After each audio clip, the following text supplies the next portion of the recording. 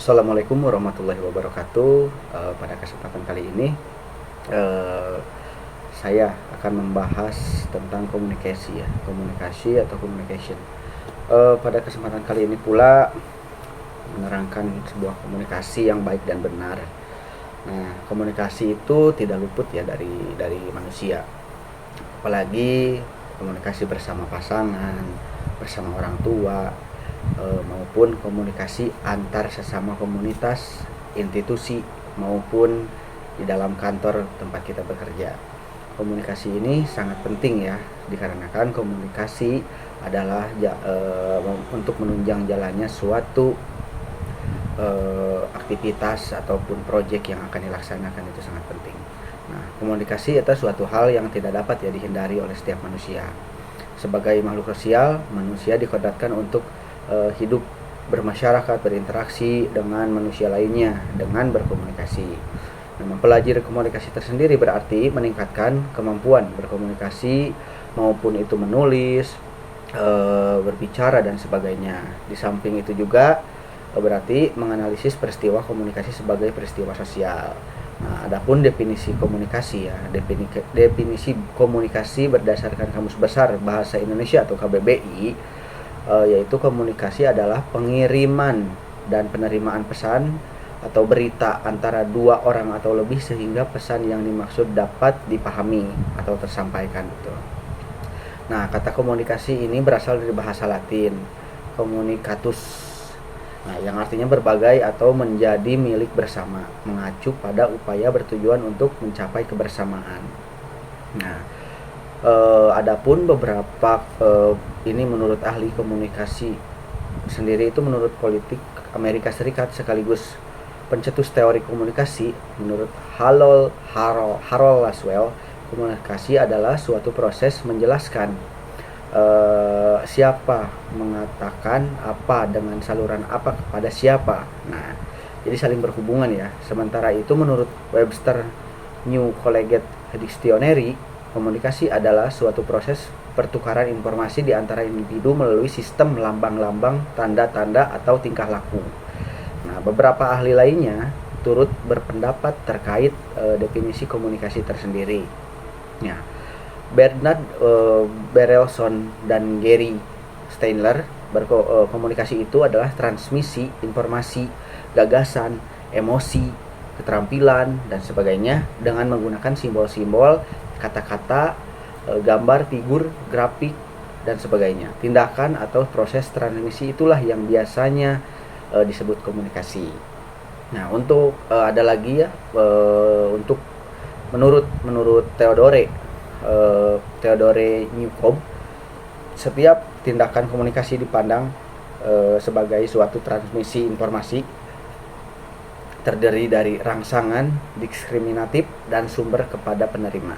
Nah, menurut Karl Hopland, komunikasi adalah proses yang memungkinkan seseorang atau komunikator menyampaikan biasanya komunikasi lambang verbal atau mengubah perilaku orang lain.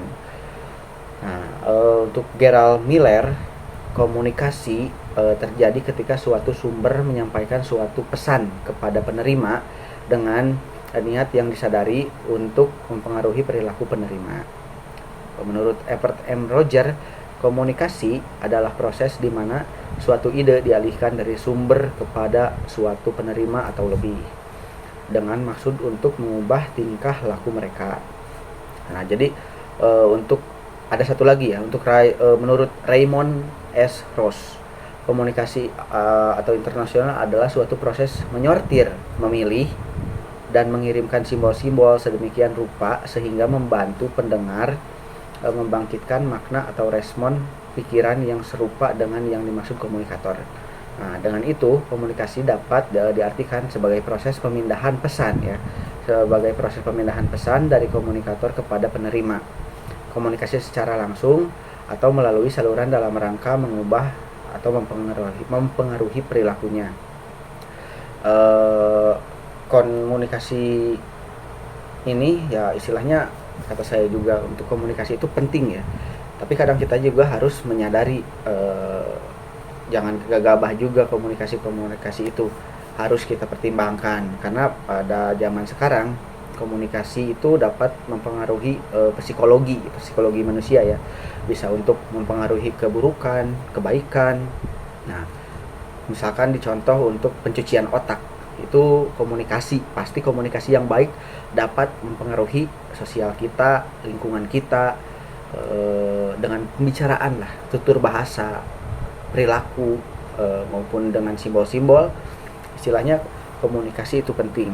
Nah, dari komunikasi, misalkan sekarang itu ada suatu organisasi, misalkan ISIS, itu kan dari komunikasi dulu untuk menyampaikan atau mencuci otak mereka gitu tuh. Istilahnya itu dalam hal keburukan ya, itu mereka pasti bisa untuk melakukan mencapai sebuah tujuan yang mereka sampaikan. Nah, kita harus bisa memanfaatkan bahwa komunikasi itu penting juga ya. Komunikasi itu sangat bisa untuk bisa bekerja sama tim untuk mencapai sebuah tujuan. Kita istilahnya bukan doktrin juga ya, kita istilahnya harus bisa bekerja sama. Itu pasti dengan komunikasi dulu. Komunikasi dan komunikasi. Apabila tidak ada komunikasi pasti akan renggang, dan apabila renggang maka sebuah tujuan itu susah untuk dicapai. Karena untuk bergerak dalam bidang sebuah institusi atau sebuah kantor, pekerjaan, kalau tidak itu sebagai tim ya, kalau kita berkomunikasi sama dengan individualis aja, bisa jadi itu untuk kedepannya bisa jadi bagus atau bisa jadi juga buruk. Nah, untuk sekarang mari kita coba untuk berkomunikasi lebih baik lagi, biar kita istilahnya kalau misalkan di kantor juga, kalau misalkan berkomunikasi itu ada istilah tak kenal maka tak sayang. Istilahnya ya wis, kamu saya. Nah, untuk itu mari kita komunikasi biar kita lebih tahu siapa diri kita, siapa dia, biar kita lebih akrab, biar bisa mencapai